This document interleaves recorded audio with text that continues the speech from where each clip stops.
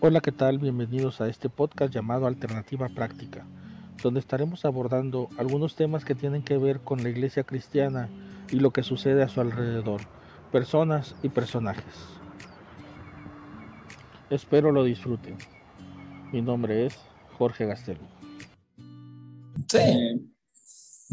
Y pues damos gracias a Dios porque podemos estar a través de este medio, ¿no? Y poder platicar de esta forma.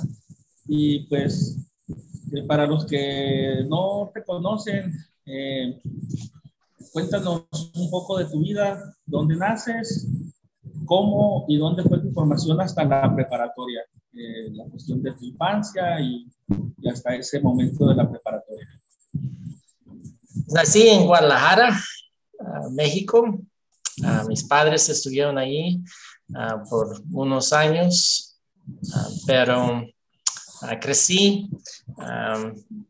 Después de nacer en Guadalajara, crecí principalmente en Hermosillo y en varios lugares de los Estados Unidos. Entonces, durante mi primaria estuve en Hermosillo algunos años y en otros lugares en los Estados Unidos como California, Arizona, y hice la preparatoria en el estado de Tennessee, que es al sur de los Estados Unidos, y para allá también fui a mi bachillerato. Entonces, por los primeros años de mi vida, viví casi en la frontera entre los Estados Unidos y México, porque cambiamos varias veces por varias razones, por allá o por acá. Personalmente te dije, yo te considero parte de la Iglesia de Dios. ¿Tú te consideras parte de la Iglesia de Dios? En un sentido, sí.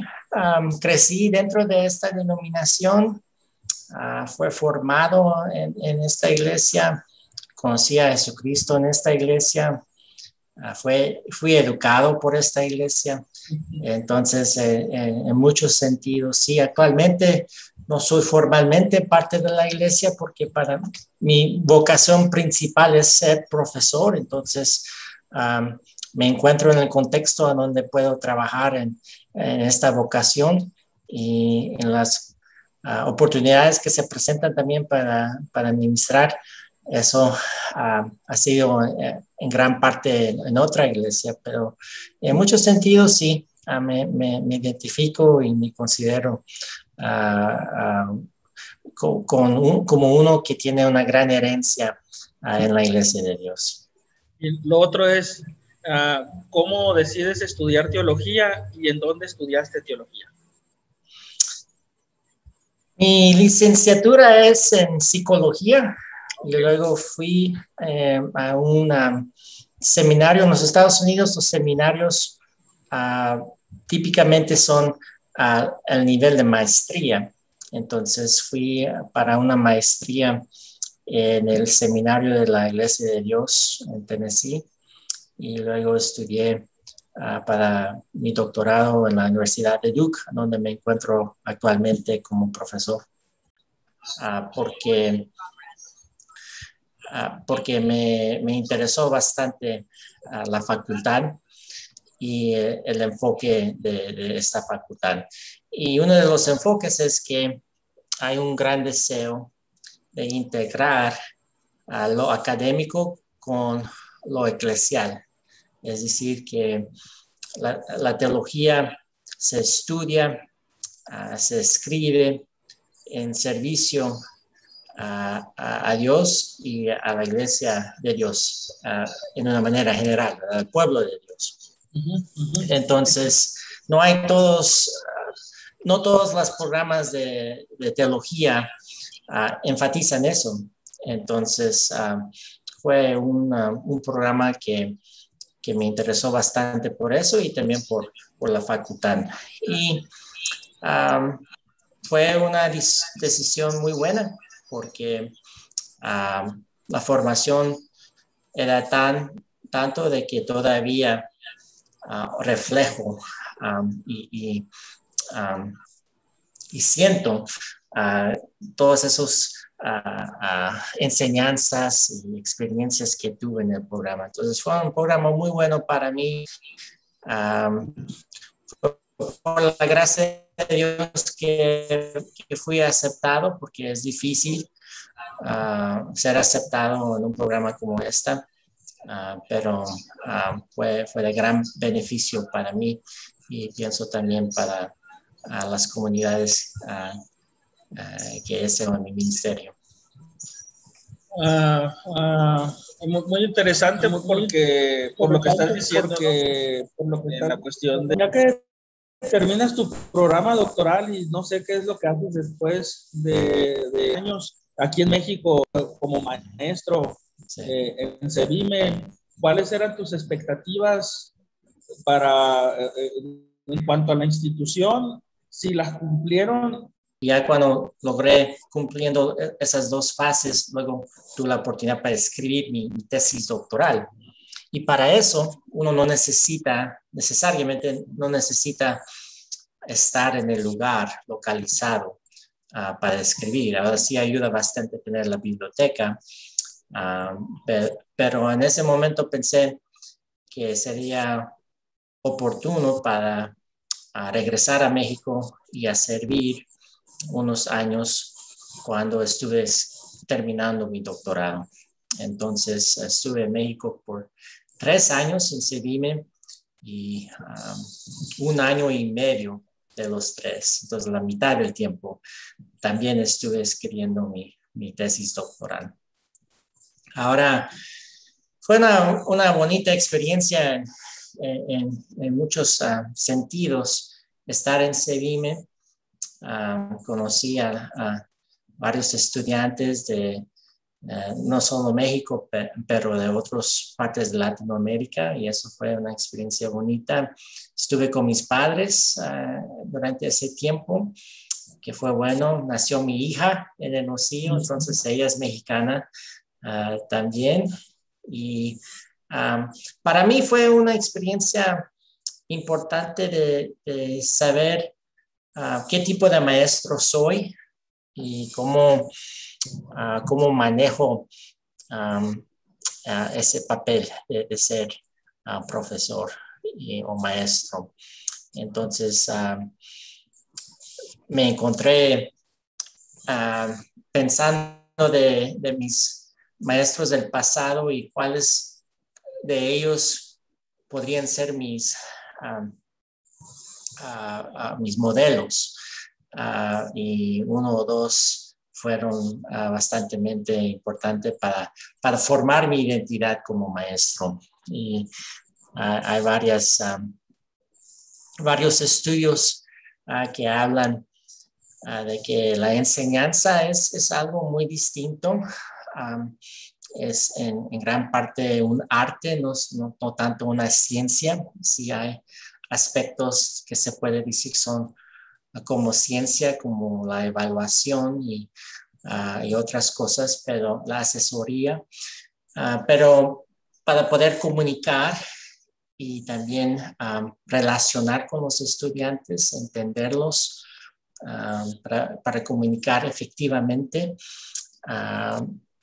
eso requiere aspectos como un arte. Entonces empecé esa jornada de cómo entenderme como un maestro, y me ayudó bastante porque en los años desde ese tiempo gente me preguntan, bueno, ¿qué tipo de maestro eres? O cómo te piensas como maestro, y una de las cosas que digo es que soy un maestro latinoamericano, y lo que quiero decir con eso es que aprecio bastante el diálogo. Una cosa que es muy diferente en enseñar en México que enseñar aquí en los Estados Unidos es que en varios contextos aquí en los Estados Unidos los estudiantes no hablan mucho y requieren o esperan de que tú como el maestro tienes toda la información y tú hablas y ellos toman notas, etcétera. Pero en México y en varias partes de Latinoamérica yo aprendí de que la tendencia es, bueno, en el diálogo, en las preguntas y en los comentarios, ahí es donde la magia pasa, ¿verdad? La dinamita, si queremos decirlo, de la enseñanza. Entonces, a veces recuerdo de esas experiencias en Sevime y aprecio bastante la energía, las preguntas que encontré en las aulas de Sevime y fueron experiencias muy, muy bonitas para mí.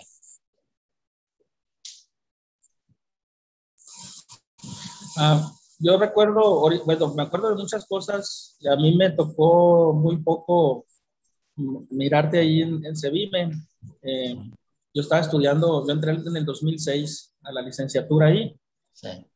Me tocó, te voy a contar 4 cosas que vi. Muchas no, pero 4 cosas que hasta la fecha me han impactado.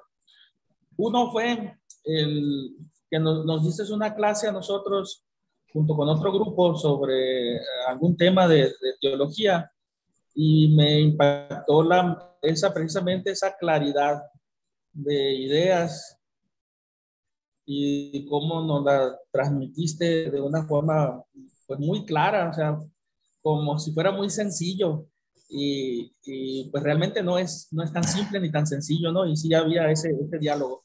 Y recuerdo entre las cosas que nos dijiste algo muy coloquial, como decimos aquí en México, que fue, hay que cuidarse de las 3 Fs, muchachos, de las faldas, de la feria y de la fama. Y habías dado toda una explicación para decirnos eso, ¿no? Pero fue algo muy, muy impactante verlo tan sencillo, porque yo iba entrando, no conocía absolutamente nada de ese mundo, digamos, y escucharte en el salón de clases sí fue para mí una experiencia muy, muy enriquecedora. Ese es uno. Lo otro, uno de los servicios de capilla que predicaste sobre Moisés, me acuerdo, y que nosotros estábamos en el primer año, nos daba tu papá relaciones humanas y nos dijo, la tarea de esta semana va a ser que analicen el sermón que dio Daniel en capilla y busquen las frases que más les gustaron y me digan por qué y las expliquen, etcétera. Y pues gracias a Dios que lo habían grabado el sermón y pudimos conseguir las grabaciones, pero sí fue como eras en el salón de clases, fue la predicación, algo que lo dijiste tan simple, tan sencillo, que no hubo lugar a dudas. A eso es a lo que me refería, no hubo lugar a dudas en lo que nos estás diciendo hasta en la predicación también. La otra experiencia fue cuando nos dieron la clase de los salmos y que tu esposa la estaba dando y tú la estabas traduciendo. Y pues era todavía más enriquecedor, aunque tú desde un principio dijiste, es la clase de ella, yo no voy a opinar de lo que ella está diciendo, solo voy a traducir. Pero hubo un momento en el que ella dijo algo en algún salmo y entraste en una discusión con ella ahí, ¿no? En inglés, ¿no? Obviamente. Entonces esa parte me dio mucha risa porque fue que dice, bueno, ella dice esto, es lo que ella quiere decir esto, pero no estoy de acuerdo, ¿no? No es así, pero quiero decir nada más lo que ella dijo. Esa clase, mi esposa también la tomó, me acuerdo, y fue, no, pues nos reímos mucho porque fue, bueno, voy a decir lo que tú dijiste, pero no estoy de acuerdo, ¿no? Y aún así no lo transmitiste, pues, ¿no? Sí. Y lo último fue precisamente lo que hablas del diálogo que había en el salón de clases, que no sé si sea así, pero que te inspiró a escribir como un pequeño manual o un pequeño libro sacado precisamente de las preguntas que te hacían los alumnos en Sevilla. esas cuatro, o sea, entre otras, ¿no? Pero esas cuatro experiencias son de las que, digamos, me marcaron a mí el poco tiempo que yo te pude ver ahí, ¿no? Porque creo que ya el siguiente año fue que se fueron ustedes de Sebime. Entonces, al ver esas cuatro cosas, fue muy impactante, pues para mí fue impresionante todo eso, desafiante, ¿no? Como dice el hermano. También a nosotros sin estar que tú nos estés dando clases, igual desde capilla y desde esas experiencias nos desafiaste, al menos en lo personal, ¿no? Sí, fue muy, muy desafiante. Y recuerdo eso porque luego también Manasés nos dio clases de teología y él nos dijo, yo estuve todo el verano con mi maestro Daniel para que él me explicara todo esto y pues él también nos transmitió de alguna manera en ese sentido, ¿no? Eso yo me acuerdo mucho en Sebime, de tu estancia ahí. Pues buenas memorias, gracias por compartirlos, sí. No, sí, es que yo tengo buena memoria, ¿no? Pero cuando algo me llama tanto la atención, trato de no olvidarlo, de estarlo recordando constantemente y de platicarlo. Yo estas cosas las he platicado muchas veces a amigos, a pastores, a la iglesia misma, a todos a los que puedo, siempre les comparto ese tipo de experiencias porque digo yo, si las platico, si las comparto, sé que no se me van a olvidar. A lo mejor le agrego, ¿no? Cosas, pero más o menos por ahí sucedieron. Digo, ¿no? Entonces, bueno, cambiando un poco el tema, y para los que no saben, ¿no? Acerca de la universidad donde estás ahorita en Duke, es una de las universidades privadas, ¿no? Más reconocidas de Estados Unidos y del mundo. Está, yo creo, bueno, estaba leyendo que está entre las universidades que se les llaman élite, ¿no? En investigación, entre las 10 mejores universidades y probablemente está en el top 3, ¿verdad? Es a lo mejor la tercera universidad más importante y más prestigiosa en Estados Unidos por todo lo que hace en el campo de investigación, todo lo que desarrollan en ese sentido y toda la inversión que hay para ese campo, ¿no? Que es la investigación. Y muchas personas no saben o no conocen, obviamente estando aquí en México, no solamente escuchamos sobre Princeton, Harvard, Yale, ¿no? Son las que más populares, digamos, y las que más se mencionan en programas y ese tipo en televisión y ese tipo de cosas. Pero Duke es una universidad muy importante y muy prestigiosa. ¿Cómo llegas a Duke? Es decir, perdón por usar esta palabra, pero ¿qué méritos tienes tú para llegar a Duke y por qué es tan importante que estés ahí? Para estos niveles hay que tener una congruencia entre lo que una persona ha escrito. Entonces, para este punto de mi carrera, he escrito bastante en varios temas que le interesa a Duke. He escrito sobre el pentecostalismo, sobre el metodismo, sobre el Espíritu Santo y teología generalmente hablando.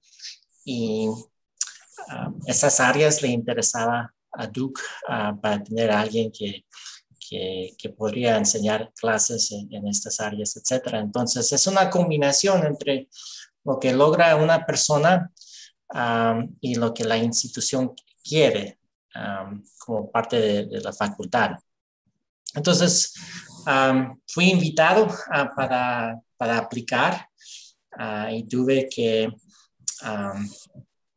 hacer una presentación a la Escuela de Divinidad por la situación con COVID, tuve que hacerlo por este medio, pero ya lograron muchos de la facultad ya saber un poco de mí, porque tuve que mencionar un poco de quién soy, y tuvieron materiales, muchos de ellos ya compraron mis libros, entonces ya supieron algo de mí antes de la entrevista, antes de la presentación. Tuve la presentación y luego tuvieron que tomar votos, y después de los votos tuve que preparar varios documentos para la universidad generalmente, para que la universidad y su sistema de administración aprueban a mí como profesor. Entonces, era un proceso que tomó varios meses y hubo varios elementos, pero gracias a Dios todo salió bien, y pues aquí estamos ahora. Y pienso que sí es importante estar en una escuela como esta, porque pues muchos saben de la escuela, tiene muchos recursos la escuela. Entonces, uno de mis deseos es cómo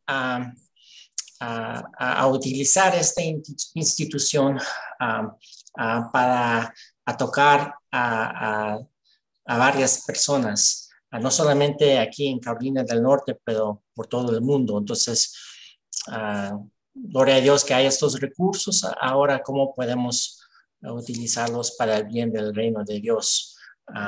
Entonces, soy parte ahora de un grupo, por ejemplo, de facultad latina. Hay unos 4 otros miembros de la facultad que son latinos, una mexicana que sí es maestra de predicación, y otros, hasta nuestro decano ahora es un nuevo decano, es puertorriqueño. Entonces estamos tratando de tener una presencia en la facultad y para toda la escuela una presencia latina. Entonces, estoy muy feliz de las posibilidades que vienen. Entonces, un deseo, cuando me contrataron para alcanzar a más gente, gente pentecostal, gente metodista, y no solamente aquí en los Estados Unidos, pero en otras partes del mundo, incluyendo a Latinoamérica. Muy bien, sí. Yo leía un poco acerca de la universidad, y sí, no es cualquier cosa estar dando clases ahí, y mucho menos en el nivel que te ofrecieron, ¿no? En el nivel en el que estás tú. Y pues obviamente todos los libros que ya llevas escrito, más todos los cursos, talleres, me imagino, corrígeme si me equivoco, pero me imagino que el decano es el que te invitaba a dar clases en El Salvador, a salir para allá, ¿no?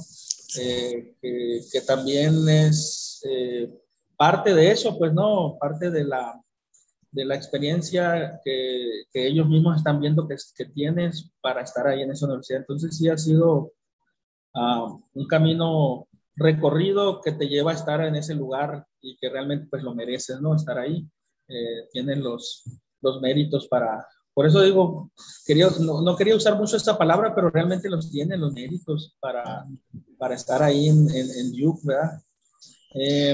Y también quiero decir que hay muchos que tienen los méritos y a veces no logran tener el puesto. Entonces tomo esta oportunidad como gracia de Dios, y que tiene unas responsabilidades. Muy bien, pues sí, lo tengo, cómo utilizarlo para el bien del reino, ¿verdad? Pero hay otros afuera de la escuela que tienen los méritos también, y pues por una razón u otra no alcanzan a llegar a la escuela. Entonces hay que verlo como algo para servir, ¿verdad? Continuando con esta plática, Y cambiando un poco ya el contexto de las preguntas o esta charla que estamos llevando, ¿qué es como muy drástico el cambio, pero qué es el pentecostalismo? Porque he visto que has escrito, ¿no? Incluso sobre pentecostalismo, que en esta misma plática en algún momento dijiste, estoy aquí en la universidad también para que los pentecostales puedan entrar a este programa, tratar de llamarlos, pues, ¿no? De alguna manera, de convocarlos a entrar al programa de Duke, que vean que sí es atractivo.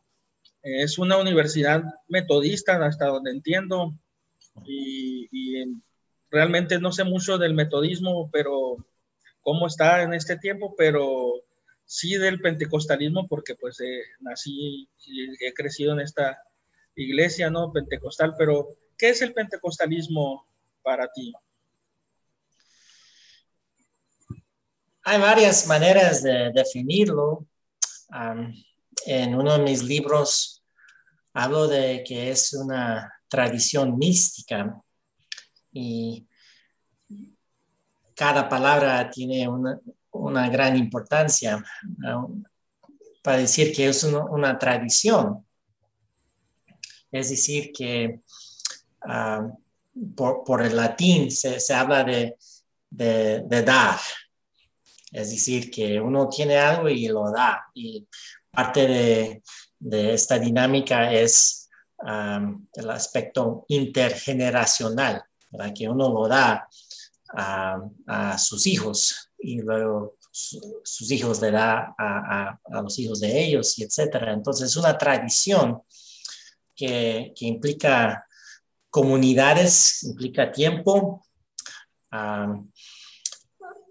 El movimiento pentecostal moderno, es decir, desde los años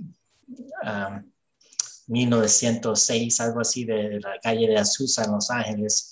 Bueno, ya tiene varias décadas y podemos decir que es una tradición, es decir, que ya hay generaciones y ya hay denominaciones, instituciones dentro de las denominaciones, etcétera. Entonces es una tradición.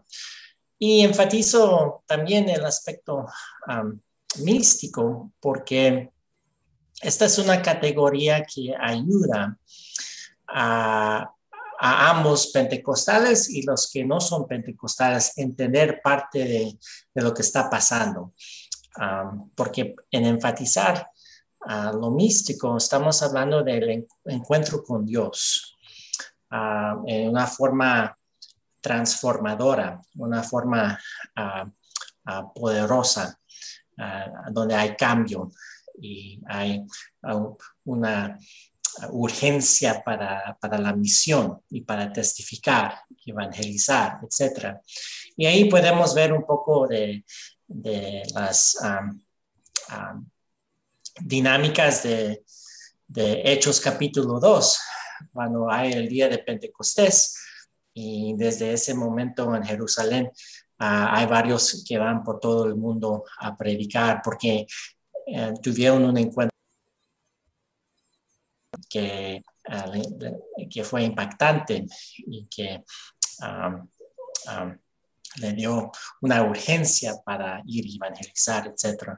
Entonces, utilizo este término místico con muchos detalles definicionales de que se trata de sentir la presencia de Dios y de ser cambiado. Entonces, para mí el pentecostalismo se trata de eso, de sentir el poder de Dios y también sentir la urgencia para hacer algo en base de ese poder, de esa experiencia con Dios, algo que puede impactar la iglesia y el mundo. Obviamente se trata de la unción del Espíritu Santo y el Espíritu Santo obrando por medio del pueblo, Espíritu Santo capacitando a la gente con dones, con frutos, para cumplir con la gran comisión. Entonces, esas son maneras de como yo entiendo el pentecostalismo. A veces la gente piensa de aspectos denominacionales. Se puede pensar de eso, pero yo tengo la tendencia de hablar un poco más amplio de esto, para incluir también los carismáticos en otras iglesias y los varios movimientos en el mundo que no tienen una conexión formal con las denominaciones muchas veces de los Estados Unidos. Hay varios lugares donde tienen iglesias indígenas que demuestran estas características de ser tradiciones místicas. Hablas de la mística y en el sentido que lo hablas, pues obviamente es como interiorizarla para cuando se exteriorice, suceda lo que estás diciendo, ¿no? De compartir el evangelio, de empatizar con las personas, porque no digo, en un contexto como el nuestro de Nogales.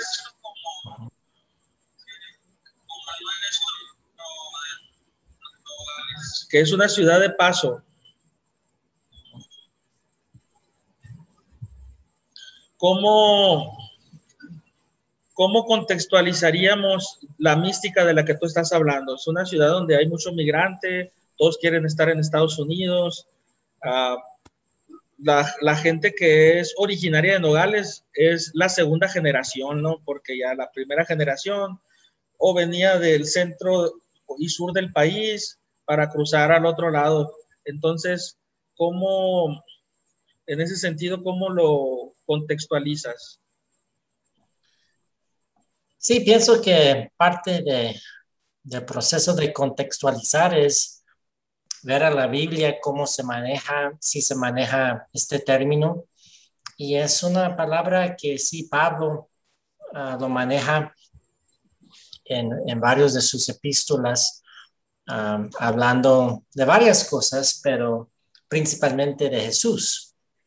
Y no me recuerdo cómo se sale la traducción al español, pero en más de unas docena de casos, Pablo habla de misterios de la fe, el misterio de Cristo, los misterios que nosotros como ministros debemos cuidar.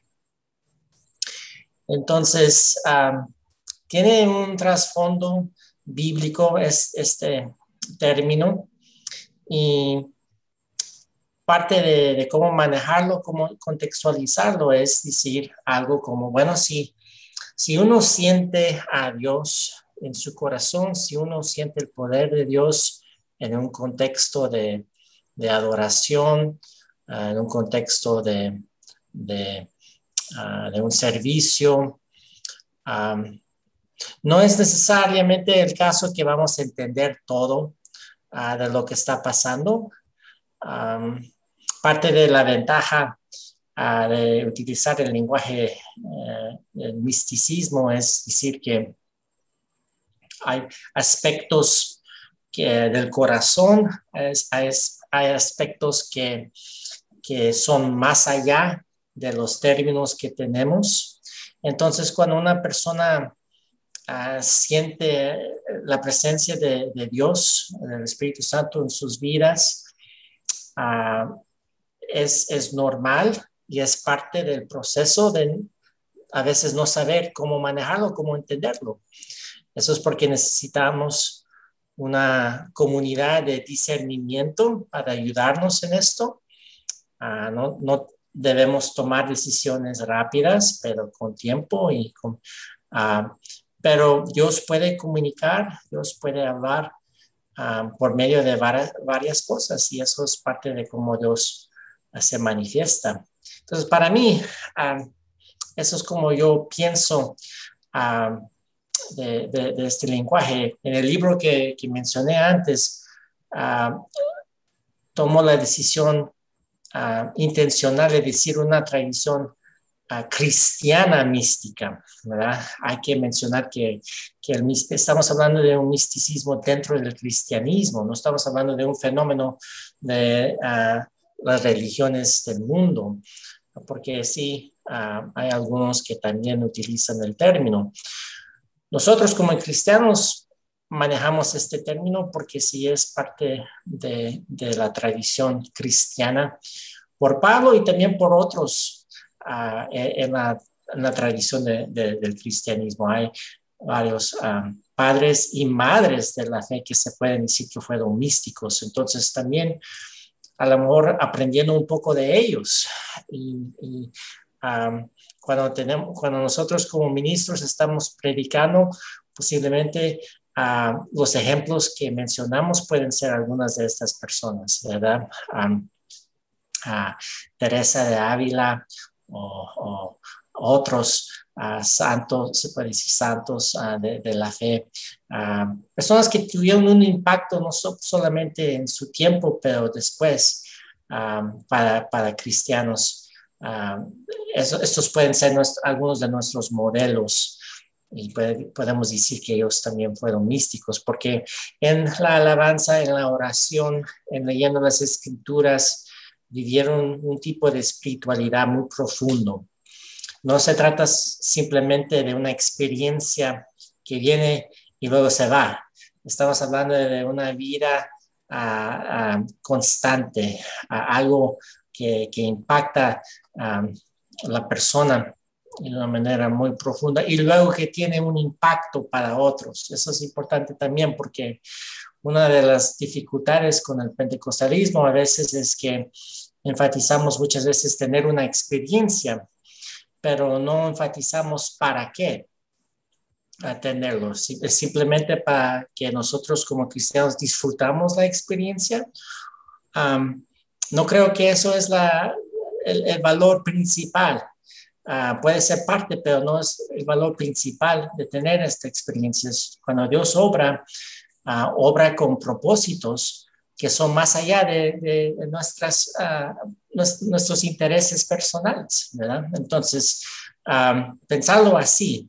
Y sí es cierto que es difícil a veces, si gente ya tiene en su mente algo, que este término se trata de esto, es difícil a veces cambiarlo, pero nosotros como predicadores, como ministros del Evangelio, nuestro parte de la comisión es discipular. Y la palabra discípulo también se puede traducir como estudiante. Entonces, discipular tiene como parte del entendimiento ahí enseñar. Entonces, lo que nosotros hacemos con nuestra gente es enseñar otras maneras de pensar o otras maneras de ver varios términos, y es esto que es parte de la formación de nuestra gente que nosotros tenemos la bendición de mantener, de continuar. Ahorita que mencionabas eso de que tiene que ser una experiencia que no solamente te afecte a ti, sino que eso implique después afectar a los demás, ¿no? No solamente como dicen, pasa mucho en las iglesias locales que dicen, ay, sentí muy bonito, y queda en ese término, ¿no? Y pensaba, se me venía a la mente cuando ya Jesús está resucitado ya en Hechos 1, y que ya se les apareció a los discípulos, ya les dijo, reciban al Espíritu Santo en Lucas, ¿no? Cuando les dice todo eso. Y los digamos, los 120, ¿no? Que si queremos decir que están en el aposento alto, que están ahí con Jesús, viendo lo que está pasando y Jesús diciendo eso. Y todavía se le acerca a Pedro en Hechos 1:6, ¿no? Le dice, bueno, te creo, ¿no? Ahora te creemos porque todo lo que nos dijiste es cierto, resucitaste, sí es verdad. nos lo dijiste varias veces y ahora vemos que sí es cierto, ¿no? Es cierto, tú eres el Mesías y has resucitado. Pero entonces, ¿vas a restaurar el reino? Es la pregunta de Pedro, ¿no? Pensando en él, en ellos, pues, ¿no? En ese apego y en ese arraigo patriótico de los judíos, ¿no? De su pueblo, que tenemos que regresar al tiempo de David, ¿no? Tenemos que regresar a esas épocas de gloria, cómo nos está pisoteando Roma, y decir, bueno, ahora sí vas a derrocar al César, ahora sí vas porque vimos que sí eres el Mesías. Y la respuesta de Jesús es, bueno, primero le dice, no les toca a ustedes saber eso, ¿no? En los tiempos y la sazón. Pero dice, van a recibir poder, y nos gusta mucho esa palabra a los pentecostales, ¿no? De poder, ¿no? Pero realmente, yo honestamente no sé griego, pero realmente yo creo que Jesús está diciendo, cuando recibas al Espíritu Santo, vas a entender de lo que te estoy hablando.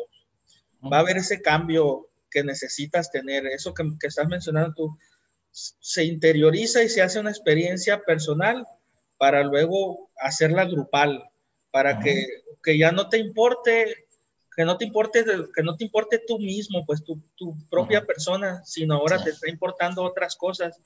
Y lo veo clarísimo que después de eso, que van al templo y sanan al cojo y regresan con los suyos, dice, y Pedro y Juan diciéndole, nos amenazaron, nos dijeron que ya no predicáramos.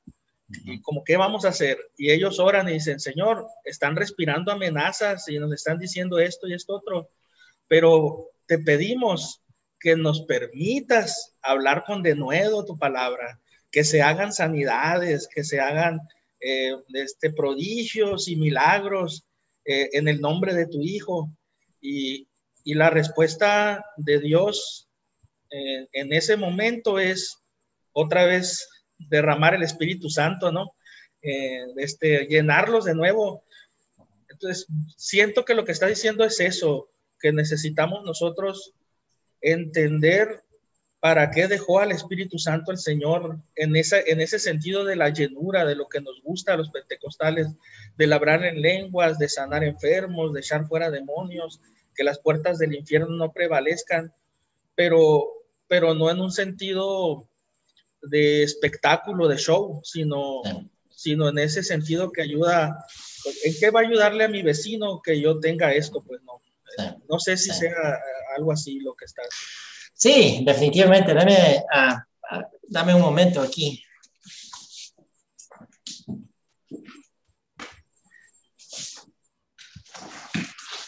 Porque ya casi es noche aquí. Entonces, absolutamente que sí.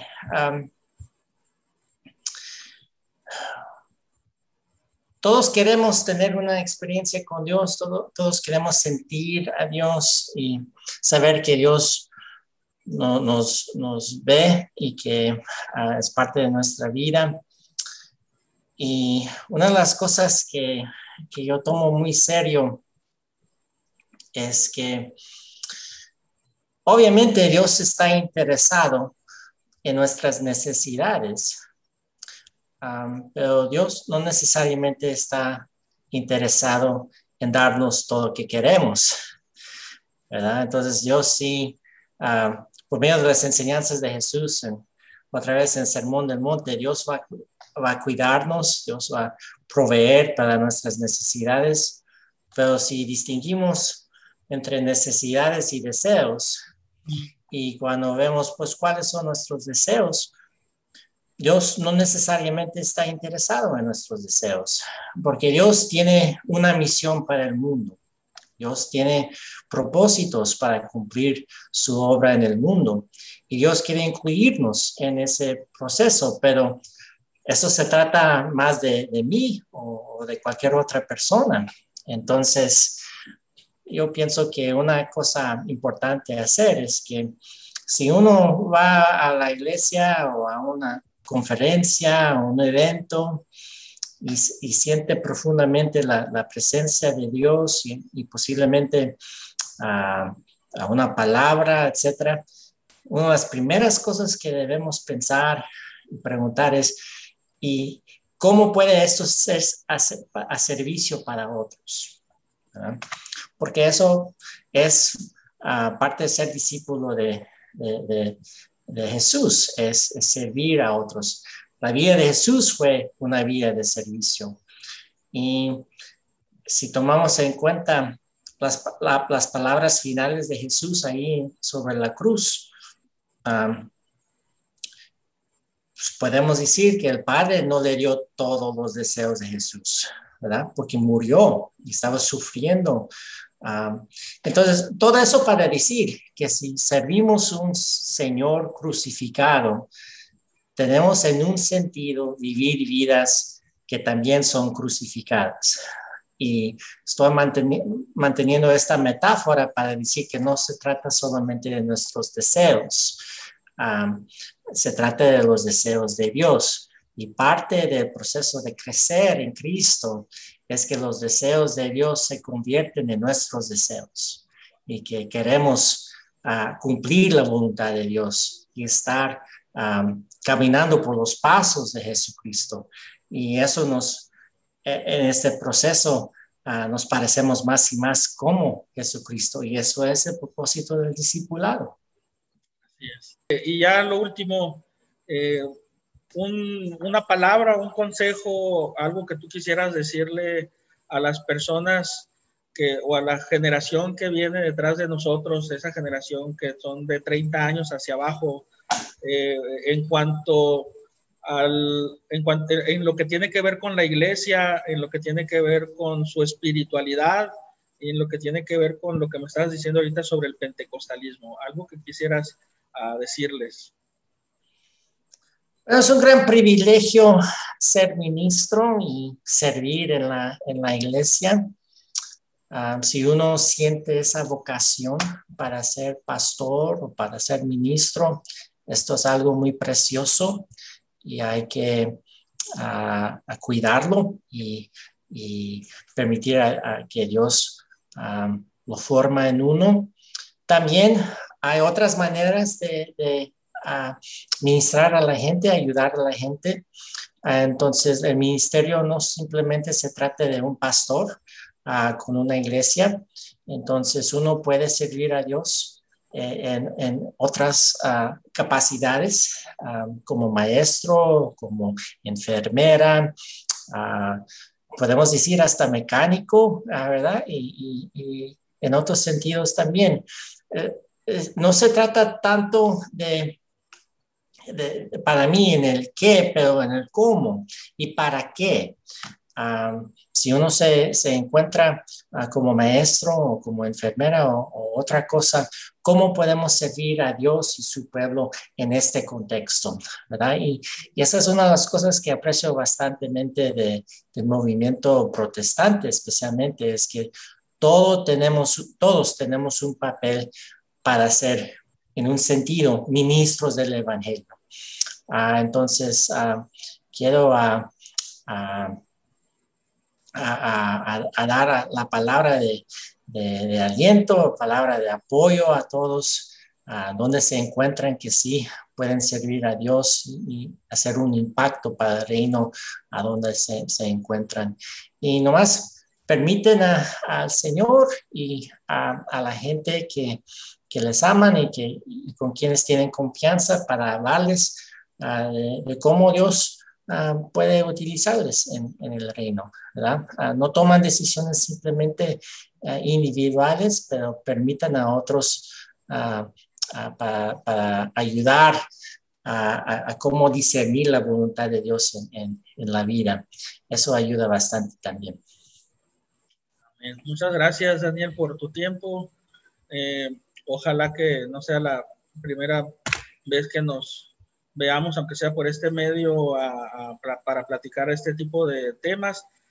Sé que estás muy ocupado y vas a estar más ocupado con el trabajo, pero ojalá que te puedas dar ahí un tiempo para este tipo de charlas, que yo sé que no solamente me sirven a mí, le van a servir a muchas personas que probablemente han leído alguno de tus libros o han leído varios de tus libros y que puedan acercarse, digamos, a ti en ese sentido, que eres una persona sencilla, humilde, que no fanfarronea de los logros y de las cosas que está haciendo, pero que realmente son, que nosotros los que estamos afuera sí podemos presumir de lo que tú estás haciendo, ¿no? De todo lo que estás logrando y pues de lo que viene todavía, ¿no? Por delante en esta nueva etapa en Duke. Yo sé que el Señor te va a usar ahí. No eres una persona que lo deja, las decisiones las deja al azar, sino que sé que oras al Señor y que Él es el que te ha indicado los pasos que debes de dar hasta este momento y que pues va a seguir así. Dios te bendiga, Daniel. Muchas gracias. Dios te bendiga, Jorge. Bendiciones a tu vida y a tu familia. Gracias por la oportunidad y saludos y bendiciones a todos que están oyendo esto. Gracias. Gracias.